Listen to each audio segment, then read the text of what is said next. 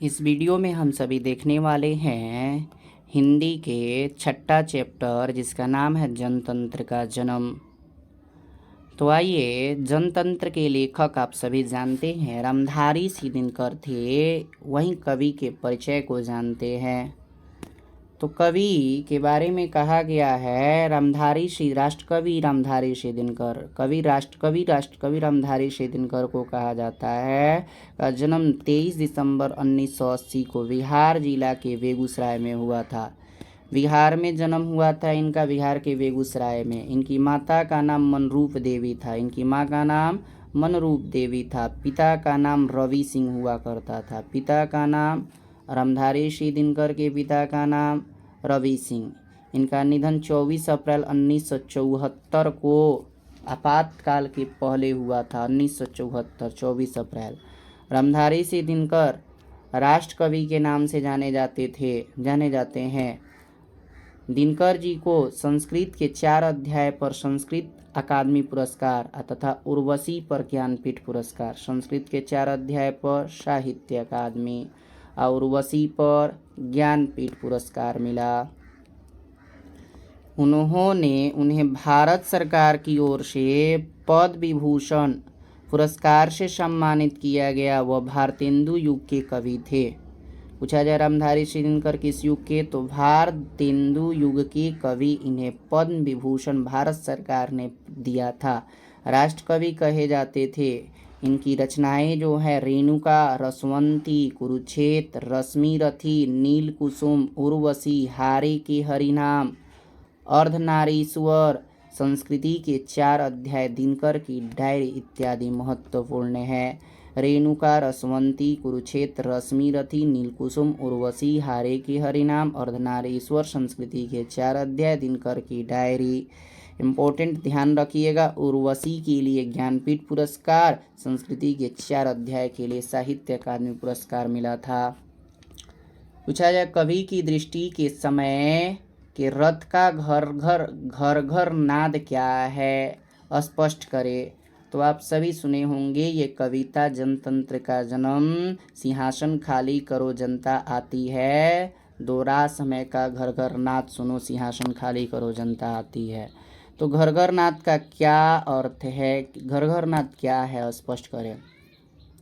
तो कवि की दृष्टि में जनता का बदला दिन ही समय का घर घर नाद है। जनता का बदला दिन। अब तो क्या है, पहले कहाँ राजतंत्र चलता था, अब कहाँ जनतंत्र आने वाला है। ये जनतंत्र का सूचक था, यानी कि समय जो है जनता का बदला है। ये जनता का बदला दिन ही समय का घर घर नाद है, समय का घर घर नाद है। अब देश में तो लोकतंत्र की स्थापना हो रही है, जिससे शासन जनता का होगा। ये आज़ादी के समय में लिखी गई ये कविता जनतंत्र का जन्म उस समय कही जा रही है। लोकतंत्र की स्थापना हो रही है, जिसमें शासन जनता का होगा। यही कविता में घर घर नाद का भाव है। समय का नाद जो है घर घर नाद है। फिर अगला क्वेश्चन है, कवि जनता के स्वप्न किस तरह खींचता है। तो कवि जनता के स्वप्न एक सुंदर चित्र, जनता के स्वप्न का एक सुंदर चित्र खींचता है। कवि के अनुसार वर्षों सदियों से दुख सहने वाली जनता को अब सुख मिलने वाला है, क्योंकि देश में लोकतंत्र की स्थापना हो गई है। लोकतंत्र की स्थापना जो है होने जा रही है, इसीलिए जनता का अब जो है भविष्य सुखमय होने वाला है। अगला प्रश्न है, विराट जनतंत्र का स्वरूप क्या है। कवि किनके सिर पर मुकुट धरने की बात करता है और क्यों करता है।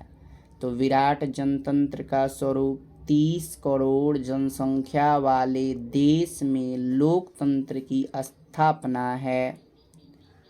कवि 30 करोड़ जनता के सिर पर मुकुट धरने की बात करते हैं, क्योंकि लोकतंत्र में राजा जनता ही होती है। किनके सिर पर मुकुट धराएगा, तो 30 करोड़ जनता के।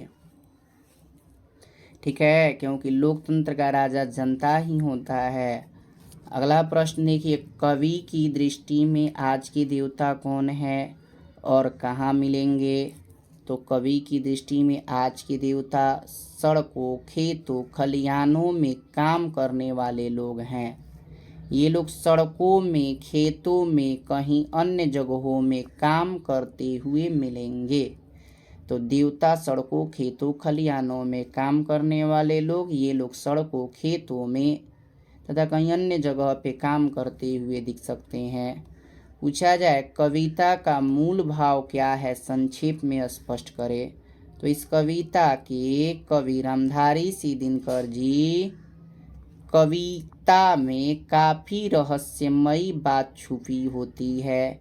इस कविता के माध्यम से कवि लोकतंत्र की स्थापना हो जाने के कारण यहाँ के शासकों को सचेत कर रहे हैं कि जो जनता वर्षों से यातनाएं सह रही थी, अब उनका समय आ गया है। इसीलिए उनके जितने भी शासक हैं वे सिंहासन खाली कर दें।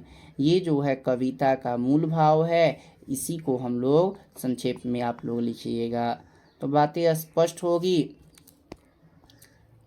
इस चैप्टर के जितने भी महत्वपूर्ण प्रश्न हैं संपन्न होते हैं।